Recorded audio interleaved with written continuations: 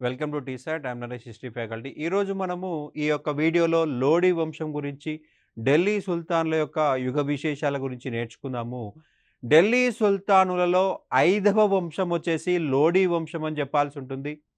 అలావుద్దీన్ ఆలాం షా అనేవాడు అసమర్థుడు. అలావుద్దీన్ ఆలాం షా, ఆలాం షా, ఆలాం అంటే విశ్వము, షా అంటే చక్రవర్తి. విశ్వానికి చక్రవర్తి 10 చదరపు కిలోమీటర్లు పరిపాలించడం జరిగింది. ఈ సయ్యదులు అసమర్థులు కావడం వలన రాజ్యము చాలా తక్కువ ప్రాంతానికి పరిమితమైపోయింది. అనేక రాష్ట్రాల గవర్నర్లు స్వతంత్ర ప్రకటించేసుకున్నారు. ఫర్ ఎగ్జాంపుల్ మనకి మహమ్మద్ షా షార్కీ అనే వ్యక్తి జాన్పూర్ కేంద్రంగా ఉత్తర ప్రదేశ్ మొత్తాన్ని ఆక్రమించుకున్నాడు. అట్లా అనేక ప్రాంతాల్లో స్వతంత్ర రాజ్యాలు ఏర్పడిపోయాయి. సో రాజ్యాన్ని, ఢిల్లీ సుల్తాన్ల గౌరవాన్ని కాపాడే ఉద్దేశంతో బహ్లూల్ లోడి ఢిల్లీని ఆక్రమించడం జరిగింది. బహ్లూల్ లోడి వచ్చేసి ఈ యొక్క లోడీ వంశ స్థాపకుడు అని చెప్పాల్సి ఉంటుంది. అలావుద్దీన్ ఆలాం షా అసమర్థుడు.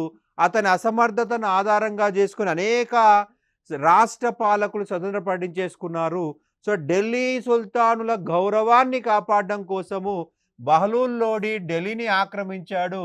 ఇక్కడ ఢిల్లీలో లోడీ వంశాన్ని ప్రారంభించడం జరిగింది. భారతదేశాన్ని పరిపాలించినటువంటి మొట్టమొదటి ఆఫ్ఘానులు అంటే లోడీలు అని చెప్పాలి. భారతదేశ పరిశీలించినట్లయితే ఆఫ్ఘనిస్తాన్ అనేది దాదాపు 2000 సంవత్సరాలు భారతదేశం భాగంగా ఉంది. కానీ ఈ 2000 సంవత్సరాల్లో 100 సంవత్సరాలు కూడా ఆఫ్ఘాన్స్ భారతదేశాన్ని పరిపాలించలేదు.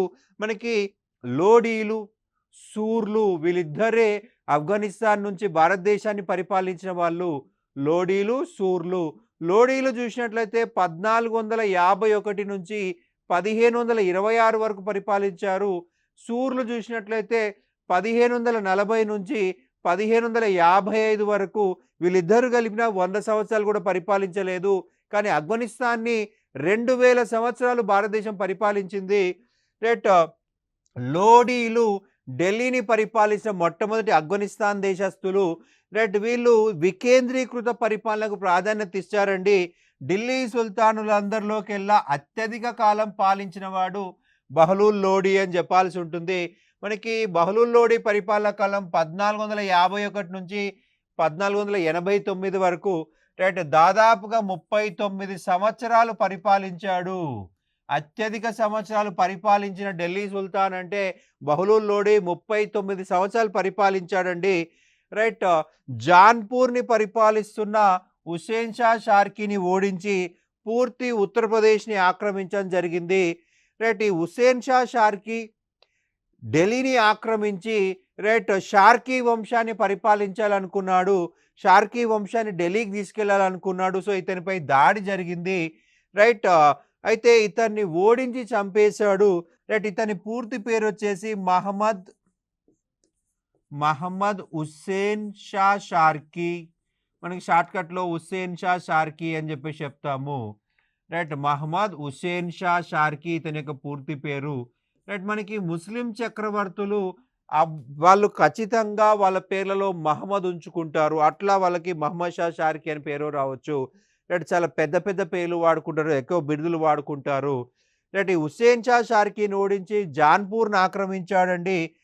జాన్పూర్ని ఆక్రమించి పూర్తి ఉత్తరప్రదేశ్ని ఈ యొక్క ఢిల్లీ రాజ్యంలో కలిపేసి రాజ్యం యొక్క గౌరవాన్ని పెంచడం జరిగింది. బహ్లూల్ లోడి యొక్క రెండవ కుమారుడే ఈ యొక్క సికిందర్ లోడి. ఇతని యొక్క అసలు పేరు నిజాం ఖాన్ లోడి. అసలు పేరు నిజాం ఖాన్ లోడి. బహ్లూల్ లోడి యొక్క మొదటి కుమారుడు బర్సారన్. ఈ బర్సారన్ రాజు కావాలనుకున్నాడు. కానీ నిజాం ఖాన్ లోడి తన సోదరుణ్ణి హత్య చేసి బర్సారన్ను చంపేసి సికిందర్ లోడి అనేటువంటి బిరుదుతో రాజు కావడం జరిగింది. ఢిల్లీ సుల్తానుల్లో లోడీలు చిట్ట చివరి వంశం అని చెప్పుకున్నాం. ఈ లోడీలలో అత్యంత గొప్పవాడు సికిందర్ లోడి. సికిందర్ లోడి యొక్క గొప్ప నిర్మాణాలు చూసినట్లయితే 1504లో ఆగ్రా నిర్మాణం ప్రారంభించాడు. 1506 నాటికి నిర్మాణం పూర్తయిపోయింది. 1506లో రాజధానిని ఢిల్లీ నుంచి ఆగ్రాకి మార్చడం జరిగింది. మనకి ఢిల్లీ నుంచి ఆగ్రాకి ఎందుకు మార్చాడయ్యా అంటే ఢిల్లీలో నీటి కొరత ఎక్కువగా ఉంది. ఆగ్రాలో మనకి నీటి కొరత తక్కువగా ఉంది. రెండో అంశం వచ్చేసి గంగా, యమున దోఆబ్‌లో మధ్యలో ఉన్న ప్రాంతం అది. ఇక్కడ తిరుగుబాట్లు అణచాలి అంటే రాజు దగ్గరగా ఉండాలి. తిరుగుబాట్లు అణచడం కోసము రాజు దగ్గరగా ఉండాలి. గంగా, యమున పరివాహక ప్రాంతంలో తిరుగుబాట్లు వస్తున్నాయి.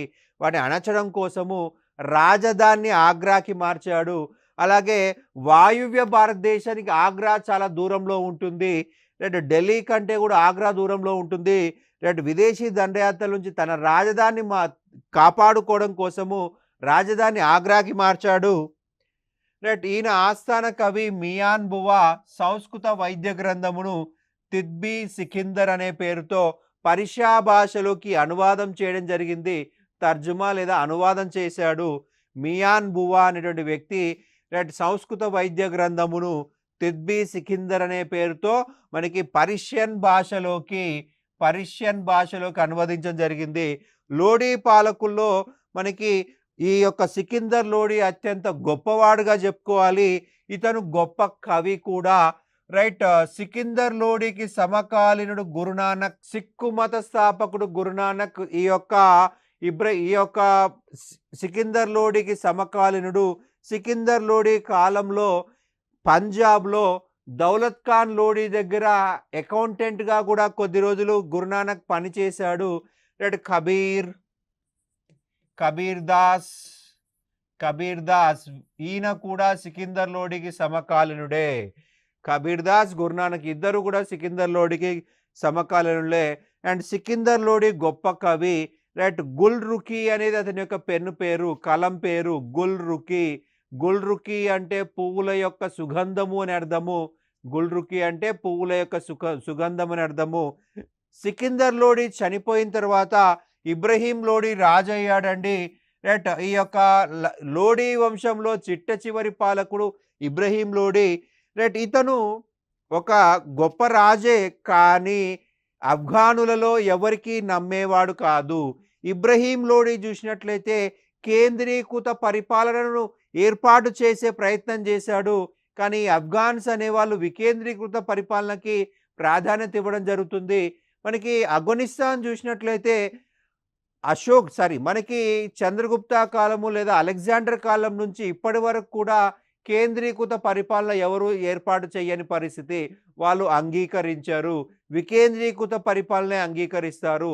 అలెగ్జాండర్ కూడా ప్రత్యక్షంగా ఆఫ్ఘనిస్తాన్ ప్రాంతాన్ని పరిపాలించలేకపోయాడు.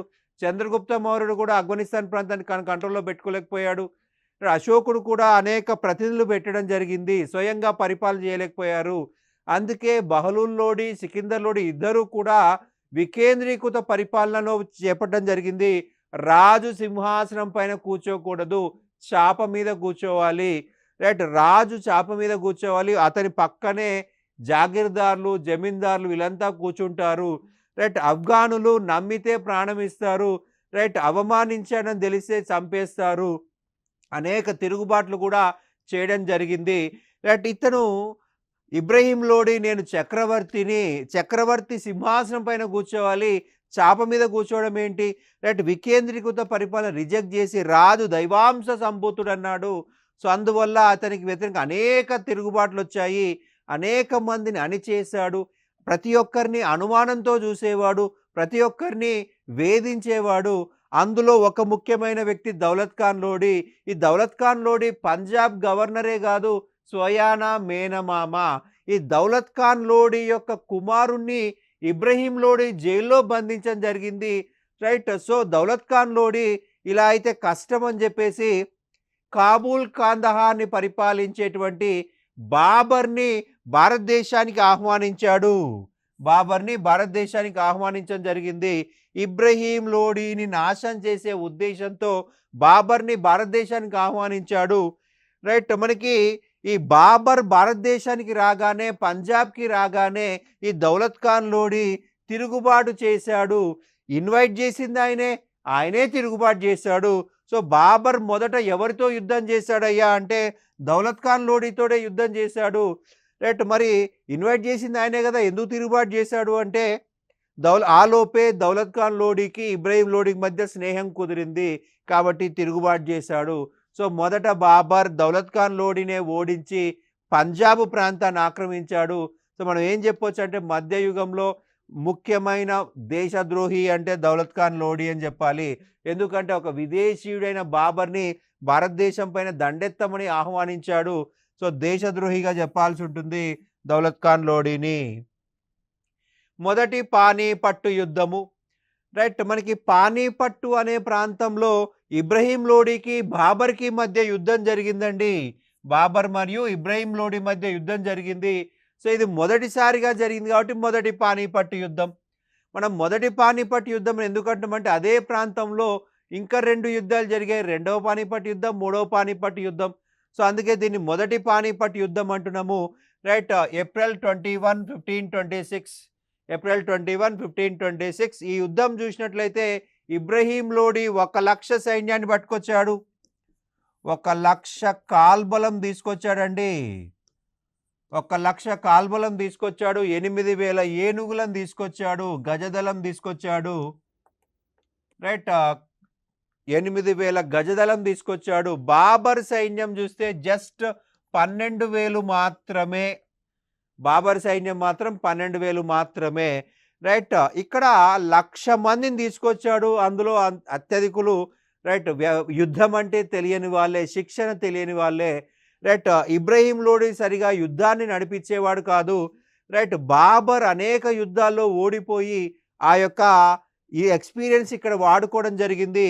బాబర్ రుమి మరియు తులుగ్మా అనేటువంటి యుద్ధ పద్ధతులని రైట్ ప్రణాళికని ఇందులో ఉపయోగించడం జరిగింది. మొదటి పానీపట్టు యుద్ధంలో బాబర్ ఉపయోగించిన యుద్ధ పద్ధతులు, యుద్ధ ప్రణాళికలు అంటే రుమి, తులుగ్మా అని చెప్పాలి.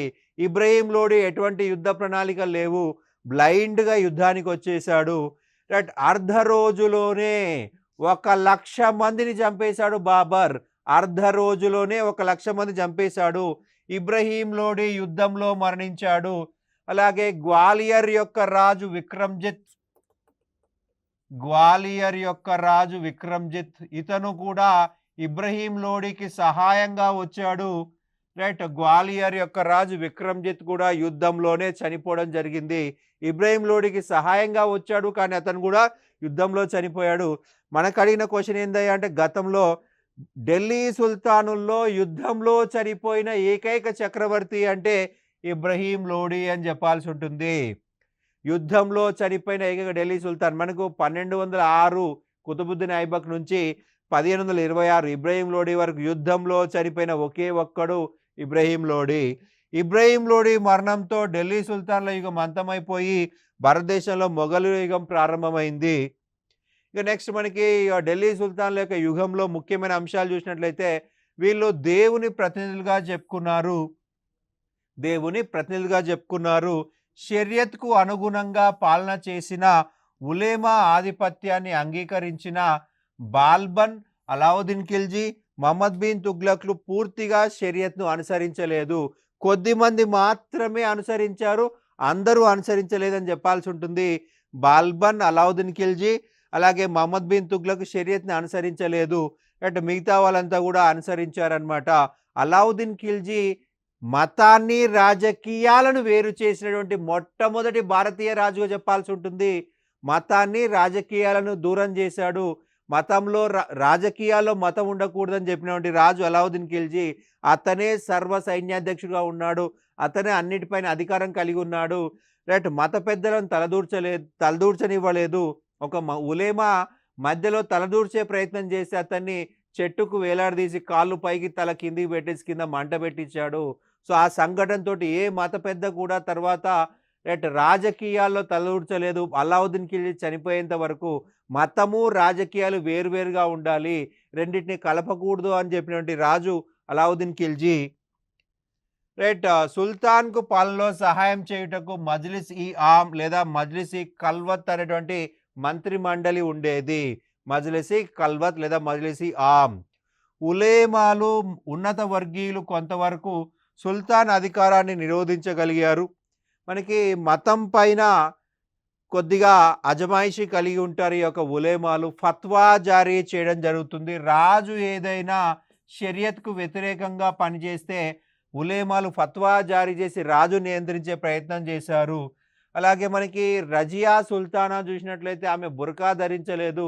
సో, బుర్కా ధరించని కారణంగా ఆమెకు వ్యతిరేకంగా ఫత్వా జారీ చేసి ఆమె నియంత్రించే ప్రయత్నం చేశారు. మంత్రి మండలిలో 4 ముఖ్యమైన మంత్రులు ఉండేవారు. రైట్. దివానీ ఇన్షా రాజు యొక్క రోజువారీ కార్యక్రమాలు. రైట్. దీని యొక్క హెడ్ వచ్చేసి డాబిర్ ఈ ముమాలిక్. డాబిర్ రాజు యొక్క సహాయకుడు అనమాట. రాజు యొక్క లెటర్ రైటర్ అనమాట. రాజు యొక్క లెటర్ రైటర్ అని గుర్తుపెట్టుకోవాల్సి ఉంటుంది. రాజు తన సామంతులకు లెటర్ రాయాలంటే ఈ డాబిర్ అనే వ్యక్తి రాస్తాడు. ఎందుకంటే రాజుకి ఎడ్యుకేషన్ ఉండాలనేమి రూల్ లేదు. వివిధ దేశాలు చైనా కావచ్చు, రోమ్ కావచ్చు, ఇతర దేశాలతోటి సంబంధాలు పెట్టుకోవాలన్నప్పుడు వాళ్ళకి లెటర్స్ రాయాలన్నప్పుడు ఆ చైనా భాష, రోమన్ భాష రాజుకు రావాలనే రూల్ ఏం లేదు. సో, ఈ డాబిర్ అన్ని భాషల్లో ఎక్స్పర్ట్ ఉంటాడు. రైట్. ప్రజల ప్రవర్తనను గమనించుటకు ముహతసిబ్ అనేటువంటి అధికారులను నియమించారు. ముహతసిబ్ అనేటువంటి అధికారులు ప్రజల ప్రవర్తనని గమనించుటకు మంచి ప్రవర్తన ఉండే విధంగా చేసేవారు. సుల్తాన్ తర్వాత పెద్ద న్యాయాధికారి కాజీ ఉల్ కజత్. సుల్తాన్ తర్వాత పెద్ద న్యాయాధికారి కాజీ ఉల్ కదత్. రాజ్యం అంతటికి అత్యున్నత న్యాయాధికారి. ప్రజెంట్ మనకు సుప్రీంకోర్టు చీఫ్ జస్టిస్ ఎలాగో ఆ కాలంలో కాజీ ఉల్ కజత్ లాగా రాజ్యం మొత్తానికి అత్యున్నత న్యాయాధికారి. అతని పైన అధికారం రాజుదే, సుల్తాన్దే. సుల్తాన్ లేని సమయంలో న్యాయ పరిపాలన పర్యవేక్షించేవాడు. ఖలీసా రాజు యొక్క సొంత భూములు. రాజు యొక్క సొంత భూములు. భూమిని మనకి 3 రకాలుగా డివైడ్ చేస్తారండి. ఒకటి ప్రధానమంత్రి అధీనంలో ఉన్నటువంటి దివానీ భూమి. అది వజీర్ అధీనంలో ఉంటుంది. అతను డబ్బులు వసూలు చేసి ప్రభుత్వ పరిపాలన చూసుకుంటాడు. రెండోది జాగీర్ భూమి. రాజుకి ఎవరైతే నిస్వార్థంగా సేవ చేస్తారో జీతానికి బదులుగా ఆ యొక్క భూములు ఇవ్వబడతాయి. ఆ జాగీర్ భూముల పైన రాజుకు అజమాయిషీ ఉండదు. ఈ యొక్క జాగీర్దారులే పన్నులు వసూలు చేసుకొని సైన్యం నిర్వహిస్తారు. ఇక మూడోది ఖలీసా రాజు యొక్క పర్సనల్ భూములు. రాజు ఒక బిల్డింగ్ కట్టాలి, ఖలీసా భూముల్లోంచి తీసుకుంటాడు డబ్బులు. రాజు ఒక కొత్తగా సైన్యం పెట్టుకోవాలనుకుంటాడు, ఇందులోంచి తీసుకుంటాడు. రాజు ఒక బిర్యానీ తినాలనుకుంటాడు. సో, అప్పుడు ఆ ఖలీసా భూములోంచి వచ్చిన డబ్బునే వాడుకోవాలి. ప్రభుత్వ డబ్బు వాడకూడదు. ప్రభుత్వ డబ్బు వేరే, ఖలీసా డబ్బు వేరే, రాజు డబ్బు వేరే. అయితే ఈ ఖలీసా భూములని నిర్వహించే అధికారము వజీర్కే ఉంటుంది. ఓకే. మనకు ప్రభుత్వ భూమి వజీర్ కంట్రోల్లోనే ఉంటుంది, రాజు భూమి వజీర్ కంట్రోల్లో ఉంటుంది. రైట్. వజీర్ పన్నులు వసూలు చేపించి రాజు ఖజానాకు పంపిస్తారు. రాజు ఖజానా వేరే ఉంటుంది, ప్రభుత్వ ఖజానా వేరే ఉంటుంది. రాజు ఖర్చుల కోసం ఈ భూమిని ఉపయోగించుకోవడం జరుగుతుంది. రైట్. దీన్ని సూపర్వైజ్ చేసేది ఎవరయ్యా అంటే వజీర్. సుల్తానేట్ను ఇక్తాలుగా విభజించబడి ఉంది. ఇక్తానే ముక్తి అనే అధికారుల కింద ఉండేది. ముక్తి. అలావుద్దీన్ ఖిల్జీ కాలంలో 12 రాష్ట్రాలు ఉన్నాయి. మనకి ముక్తి అన్నారు, వలీ అన్నారు. ముక్తి అన్నారు, వలీ లేదా నాయిబ్ అనేటువంటి పదాన్ని ఉపయోగించుకున్నారు రాష్ట్ర గవర్నర్కి. ముక్తి, వలీ, నాయిబ్. రైట్. రాష్ట్ర గవర్నర్ని. రైట్. రాష్ట్రాలను షిక్కులను పరగణాలుగా, పరగణాలను గ్రామాలుగా విభజించారు. గ్రామాలుగా విభజించడం జరిగింది. రైట్. షిక్ యొక్క అధికారి షిక్దార్. షిక్ పైన ఉన్న అధికారి షిక్దార్ అన్నమాట. రైట్. పరగణాలో అమీల్ అనేటువంటి అధికారి ఉంటాడు. Ameel revenue collector. Revenue collector పన్నులు వసూలు చేసే అధికారి. పన్నులు వసూలు చేసే అధికారి. గ్రామాల్లో ముకద్దములు అనేటువంటి అధికారులు ఉండేవాళ్ళు. రైట్. పట్వారీ వచ్చేసి గ్రామాలలో భూముల వివరాలు చేసేవాడు. రైట్. పట్వారీ విలేజ్లో ఉన్నటువంటి భూముల యొక్క లెక్కలు చూసేవాడు అనమాట.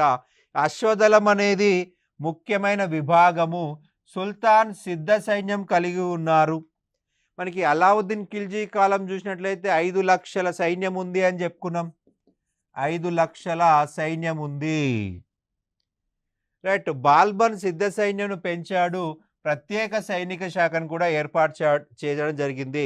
అలావుద్దీన్ ఖిల్జీ అత్యంత శక్తివంతమైన సమర్థవంతమైన సైన్యాన్ని ఉంచాడు. ఇక్తా వ్యవస్థను రద్దు చేసి చిన్న ఇక్తాలను రద్దు చేసండి. ఇక్తా అంటే రాష్ట్రాలు రద్దు చేయలేదు ఈయన. చిన్న చిన్న ఇక్తాలు ఒక 10 గ్రామాలు 20 గ్రామాలు ఉన్నాయి కదా, దాన్ని కూడా ఇక్తా అనేవాళ్ళు. చిన్న ఇక్తాలేమో జస్ట్ జీతం కింద, పెద్ద ఇక్తాలేమో రాష్ట్రాలు అనేవాళ్ళు. ఇక్తాల అధీనంలో ఉన్న భూములంతా కూడా కలీసాలో కలిపేసి స్వయంగా సమర్థవంతమైన 5 లక్షల సిద్ధ సైన్యాన్ని నిర్వహించాడు. 5 లక్షల సిద్ధ సైన్యాన్ని నిర్వహించాడు. ఒకవేళ సైనికుడు చనిపోతే ఆ సైనికుడుకి వారసత్వం అనేది ఉండదు. వాళ్ళ కొడుకొచ్చి సైన్యంలో చేయడం ఉండదు. అలావుద్దీన్ ఖిల్జీ కాలంలో వారసత్వం అనే దాన్ని వ్యతిరేకించాడు అలావుద్దీన్ ఖిల్జీ. ఫిరోజ్ షా తుగ్లక్ వచ్చేసి సైనిక వ్యవస్థను వంశపారంపర్యం చేశాడు. మనకి అలావుద్దీన్ ఖిల్జీ వంశపారంపర్యం ఆపేస్తే దాన్ని వంశపారంపర్యం స్టార్ట్ చేశాడు. వాళ్ళకు నగదు రూపంలో బదులు భూమి రూపంలో జీతాలు ఇచ్చాడు ఫిరోజ్ షా తుగ్లక్. అమీర్ ఖాన్, మాలిక్ అనేటువంటి బిరుదులని సైన్యాధిపతులకి ఇవ్వడం జరిగింది.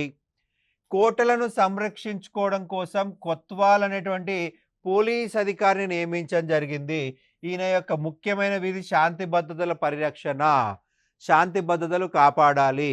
కమ్స్ భూమి శిస్తు, రాజ్యం యొక్క ప్రధాన ఆదాయ మార్గము కమ్స్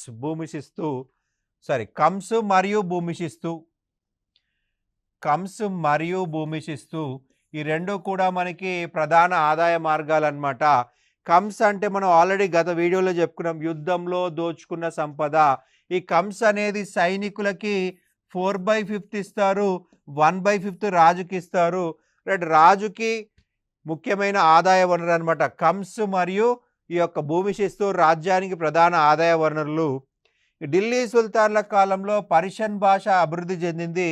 ఈ యుగంలో సైనిక శిబిరాల్లో హిందీ, పర్షియన్ భాషలు అభివృద్ధి చెందాయి. ఈ రెండిటి కలయిక వల్ల ఉర్దూ అనే నూతన భాష జన్మించింది. ఉర్దూ అనేటువంటి నూతన భాష వచ్చింది. ఈ యొక్క ఢిల్లీ సుల్తాన్ల కాలంలో మిశ్రమ సంస్కృతి అభివృద్ధి చెందిందండి. దాన్ని హిందుస్థానీ సంస్కృతి అని చెప్పి చెప్తాము. హిందుస్థానీ సంస్కృతి ఇది ఒక మిశ్రమ సంస్కృతి.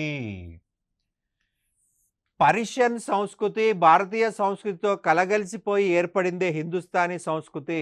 మనకు బెస్ట్ ఎగ్జాంపుల్ చూసినట్లయితే మనకి ప్రధానంగా మనకి సంగీతము, భారతీయ సంగీతము పర్షియన్ సంగీతంతో కలగలిసిపోయింది. సో ఇక్కడ హిందుస్థానీ సంగీతం ఏర్పడింది. హిందుస్థానీ సంగీతానికి బెస్ట్ ఎగ్జాంపుల్ అని చెప్పేసి ఎగ్జాంపుల్ అడుగుతాడు. మనకు సితార్ అనేది బెస్ట్ ఎగ్జాంపుల్ అన్నమాట. హిందువుల యొక్క వీణను ముస్లింల యొక్క తంబూరాను కలిపేసి అమీర్ ఖుస్రు హిందువుల యొక్క వీణను ముస్లింల యొక్క తంబూరను కలిపేసి అభివృద్ధి చేసిన సంగీత పరికరమే సితార్ అన్నమాట. ఇది హిందుస్థానీ సంస్కృతికి బెస్ట్ ఎగ్జాంపుల్. ఇక డ్యాన్స్ నాట్యం చూసినట్లయితే భారతీయ నృత్య రీతులు పర్షియన్ నృత్య రీతులతో కలగలిసి కొత్త డ్యాన్స్ ఏర్పడింది. అదే కథక్ అని చెప్పేసి చెప్పుకుంటాము. కథక్ అని చెప్పాల్సి ఉంటుంది. ఈ కథక్ డ్యాన్స్ మనకి ఢిల్లీ సుల్తాన్ల కాలంలో ప్రారంభమైంది. కథక్ చాలా గొప్ప నృత్య రూపకము ఈ యొక్క ఢిల్లీ సుల్తాన్ల కాలంలో డెవలప్ అయింది. అలాగే నెక్స్ట్ మనకి ఆల్రెడీ చెప్పుకున్నాం ఉర్దూ భాష అభివృద్ధి చెందింది. ఉర్దూ అంటే గుడారము అని అర్థము. అలావుద్దీన్ ఖిల్జీ 5 లక్షల సైన్యాన్ని నిర్వహించాడండి. ఈ 5 లక్షల సైన్యము ఆయనకి ఓన్లీ ముస్లిమ్సే కాదు హిందువులను కూడా పెట్టుకున్నారు. హిందువులు భాష హిందీ, అలాగే ముస్లింల భాష పర్షియన్, ఈ రెండు కలిసి ఉర్దూ అనేటువంటి కొత్త భాష పుట్టింది అలావుద్దీన్ ఖిల్జీ కాలంలో. అలావుద్దీన్ ఖిల్జీ సైనిక గుడారంలో అభివృద్ధి చెందింది కాబట్టి దానికి అదే పదం పెట్టారు, ఉర్దూ అనే పదము పెట్టడం జరిగింది. ఉర్దూ అంటే సైనిక గుడారము లేదా గుడారాల భాష అని అర్థము. ఇది ముస్లింల భాష కాదు, హిందువుల భాష కాదు, భారతీయుల భాష. సైన్యంలో అభివృద్ధి చెందిన భాషగా చెప్పాలి. ఇండియాలో అభివృద్ధి చెందిన చిట్ట చివరి భాష ఉర్దూ భాష అని చెప్పాలి. రైట్. అమీర్ ఖుస్రూ అనేక రచనలు చేశాడండి ఉర్దూ భాషలో. అమీర్ ఖుస్రూ అనేక రచనలు చేశాడనమాట. మనకి ముఖ్యంగా చూసినట్లయితే అమీర్ ఖుస్రూ కొత్త కొత్త పుస్తకాలు కూడా రాయడం జరిగింది. రైట్. ఇక నెక్స్ట్ కట్టడాల విషయంకొచ్చినట్లయితే భారతీయ కట్టడాలలోని లక్షణాలు ముస్లిం కట్టడాల్లోని లక్షణాలు కలగలిసిపోయాయి. మనకు ముఖ్యంగా చూసినట్లయితే భారతీయంలో దేవాలయం అత్యంత ముఖ్యమైనది. ఈ దేవాలయంలో అలంకరణ ఎక్కువగా కనిపిస్తుంది. స్తంభాలు కనిపిస్తాయి, భీములు కనిపిస్తాయి, కలశం కనిపిస్తుంది. ముస్లిం ఆర్కిటెక్చర్లో భాగంగా మనకు ప్రధానంగా మినారులు కనిపిస్తాయి, గుమ్మటాలు కనిపిస్తాయి, ఆర్చులు కనిపిస్తాయి. ఈ యొక్క ఢిల్లీ సుల్తాన్ల కాలంలో ఈ రెండు కలిసిపోయాయండి, కలిసిపోయాయి. రైట్. మనకి ప్రధానంగా ఈ రెండు కలిసి కట్టబడినటువంటిదే మనకి మహల్, హజర్, సితూన్ అని చెప్పేసి చెప్పుకోవాల్సి ఉంటుంది. మహల్ అంతఃపురము, హజర్ 1000, సితూన్ స్తంభాలు, 1000 స్తంభాల అంతఃపురము. మనకి ఇస్లాం సాంప్రదాయం ప్రకారము స్తంభాలు కట్టరాదు. ఎందుకంటే ఇస్లాం సాంప్రదాయంలో ముఖ్యమైనది మసీదు. మసీదుల్లో శుక్రవారం ప్రేయర్ అనేది చాలా ముఖ్యమైనది. రైట్. శుక్రవారం ప్రేయర్ తర్వాత మత పెద్ద ప్రవచనాలు ఇస్తాడు. ఆ ప్రవచనాలు అనేది ఫేస్ చూస్తూ వినాల్సి ఉంటుంది. సో ఫేస్ చూస్తూ వినాలి కాబట్టి మధ్యలో పిల్లర్ ఉందనుకోండి, స్తంభం ఉందనుకోండి, ఆ మత పెద్ద ఫేస్ కనిపించదు. అందుకే పిల్లర్లు కట్టరు. అయితే ఇక్కడ మనకి సెక్యులర్ బిల్డింగ్స్లో ఈ యొక్క స్తంభాలు వచ్చేసాయి. మనకు మహల్, హజర్, సితూన్ వచ్చేసి ఒక రాజ అంతఃపురము. అంతఃపురంలో ప్రవచనాలు ఉండవు కదా, సో కలిపేశారు. అలాగే మనకి మహల్, హజర్, సితూన్. రైట్. జమియత్ ఖానా మసీదు ఇండియాలో కట్టబడినటువంటి మొట్టమొదటి ఇస్లాం సాంప్రదాయాల ప్రకారం కట్టబడిన మసీదు. ఇస్లాం సాంప్రదాయాల ప్రకారం కట్టబడ్డ మసీదుగా చెప్పాల్సి ఉంటుంది జమియత్ ఖానా మసీదు. అండ్ మనకి భారతదేశంలో అనేక నిర్మాణాలు చేపట్టారు. సమాధుల పితామహుడు అని చెప్పేసి ఈ యొక్క ఇల్తుత్మిష్ చెప్పడం జరుగుతుంది. ఢిల్లీ సుల్తాన్ల కాలంలో నిర్మించబడ్డ అతి గొప్ప సమాధి అంటే సికిందర్ లోడి సమాధి. ఈ సికిందర్ లోడి సమాధి చూసినట్లయితే గార్డెన్ లోపల కట్టారు. చుట్టూ గార్డెన్స్ ఉన్నాయి. గార్డెన్ మధ్యలో సికిందర్ లోడి సమాధి కట్టారు. మనకి లోపల మనకి అష్టభుజి ఉంటుంది. 2 గుమ్మటాలు ఉన్నాయి. ఒక గుమ్మటం లోపల మరొక గుమ్మటము. ఇది ఒక న్యాచురల్ ఏసీ లాగా పనిచేస్తాయి అన్నమాట. రైట్. న్యాచురల్ ఏసీ లాగా పనిచేస్తాయి. అష్టభుజి ఉంటుంది, గుమ్మటాలు, 2 గుమ్మటాలు, ఒక డోమ్ లోపల ఇంకొక డోమ్ అని కనిపిస్తుంది. రైట్. మనకి చాలా చక్కగా నిర్మించారు సికిందర్ లోడి సమాధి. ఢిల్లీ సుల్తాన్లో గొప్ప సమాధి అంటే సికిందర్ లోడి సమాధి. ఇక నెక్స్ట్ చూసినట్లయితే అమీర్ ఖుస్రూ. భారతదేశ చరిత్రలో మొట్టమొదటి దేశభక్త కవి అంటే అమీర్ ఖుస్రూ అని చెప్పాలి. అమీర్ ఖుస్రూ తల్లిదండ్రులు మనకు ఉజ్బెకిస్తాన్ దేశం నుంచి భారతదేశానికి వచ్చారు. పటియాలి అనే గ్రామంలో జన్మించడం జరిగింది. ఉత్తరప్రదేశ్లోని పటియాలి అనే గ్రామంలో జన్మించాడు అమీర్ ఖుస్రూ. దేశాన్ని పొగుడుతూ రచనలు చేశాడు, ప్రజల గురించి రచనలు చేశాడు. రైట్. దేశాన్ని పొగుడుతూ మొదటిసారిగా రచనలు చేసిన వ్యక్తి అమీర్ ఖుస్రూ కాబట్టి ఇతన్ని మొట్టమొదటి దేశభక్త కవి అంటారు. మొట్టమొదటి దేశభక్త కవి అని చెప్పి చెప్పడం జరుగుతుంది. 8 మంది సుల్తానుల ఆస్థానంలో ఇతను పనిచేయడం జరిగింది. రైట్. ఇతని యొక్క గ్రంథాల్లో కొన్ని చూసినట్లయితే మనకు ప్రధానంగా మిఫ్తా ఈ ఫుతుహా, ఇది వచ్చేసి జలాలుద్దీన్ ఖిల్జీ యొక్క విజయాల గురించి రాయడం జరిగింది. జలాలుద్దీన్ ఖిల్జీ విజయాల గురించి మిఫ్తా ఇల్ ఫుతుహా అనే గ్రంథాన్ని రాయడం జరిగింది. అలావుద్దీన్ ఖిల్జీ విజయాల గురించి చూసినట్లయితే ఖజైన్ ఉల్ ఫుతుహత్ అలావుద్దీన్ ఖిల్జీ విజయాల గురించి రాయడం జరిగింది. అలాగే మనకి తుగ్లక్ నామా ఈ గ్రంథము గియాజుద్దీన్ గియాజుద్దీన్ తుగ్లక్ పైన రాయడం జరిగింది. రైట్. ఇవి కొన్ని ముఖ్యమైనటువంటి పుస్తకాలు. అషికా, దేవలదేవి, అలాగే ఖిజిర్ ఖాన్ల యొక్క ప్రేమాయణం, లైలా మజ్ను. లైలా మజ్ను అనేది ఒక ఇమాజినరీ స్టోరీ అండి. Imaginary story. వీళ్ళు అసలు లేరు, ప్రేమ నిజ జీవితంలో వర్తించదు, కథలకు మాత్రమే సరిపోతుంది. ఇక ఫైనల్గా ఒక చిన్న స్టేట్మెంట్తో ముగించేసుకుందాము. చిన్న స్టేట్మెంట్. రైట్. భారతదేశాన్ని భూలోకంలో స్వర్గంతో పోల్చాడు అమీర్ ఖుస్రు. భూలోకంలో స్వర్గం ఉందంటే అది ఇదే, అది ఇదే, ఇంకేదో కాదు, అది ఇదే అని చెప్పేసి రైట్ భారతదేశాన్ని వర్ణించడం జరిగింది అమీర్ ఖుస్రు. అలాగే రైతులు కార్మికుల యొక్క చెమట చుక్క రూపాంతరాలే రాజు కిరీటంలోని వజ్రాలు, వైడూర్యాలు, ముత్యాలు అని చెప్పేసి రైట్ శ్రామికుడి గురించి కూడా మాట్లాడడం జరిగింది అమీర్ ఖుస్రు. రైట్. ఇదండి మనకు ఢిల్లీ సుల్తాన్ల యొక్క సమాచారము. Thank you.